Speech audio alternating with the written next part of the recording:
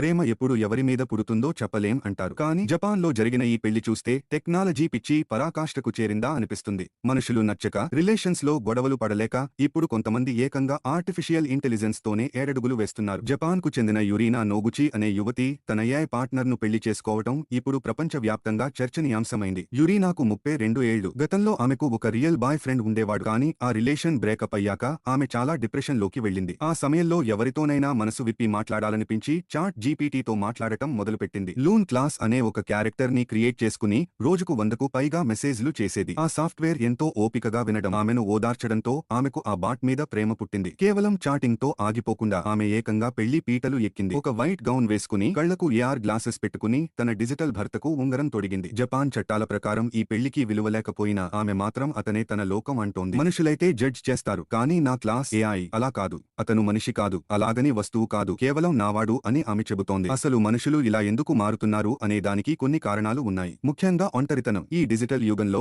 పక్కన మనిషి ఉన్నా పట్టించుకోని రోజులు. అదే ఏఐ అయితే 24 గంటలు అందుబాటులో ఉంటుంది. విసుగు లేకుండా మనం చెప్పింది వింటుంది, మనకు నచ్చినట్లు మాట్లాడుతుంది. ఎలాంటి గొడవలు, ఎమోషనల్ డ్రామాలు ఉండవు. కాబట్టి చాలా మంది ఈ సేఫ్ జోన్ ను ఇష్టపడుతున్నారు. అమెరికాలో దాదాపు 19% మంది ఇలాంటి ఏఐ ప్రేమలో ఉన్నారని సర్వేలు చెబుతున్నాయి. అయితే ఇది ఎంతవరకు కరెక్ట్ అనేది పెద్ద ప్రశ్న. పూర్తిగా మెషీన్ల మీద ఆధారపడటం వల్ల మనుషులు నిజమైన బంధాలకు దూరమవుతారని నిపుణులు హెచ్చరిస్తున్నారు. ఒకవేళ ఆ యాప్ నడిపే కంపెనీ మూసేస్తే లేదా పాలసీలు మార్చేస్తే ఆ రిలేషన్షిప్ ఒక్క సెకనులో ఆవిరైపోతుంది.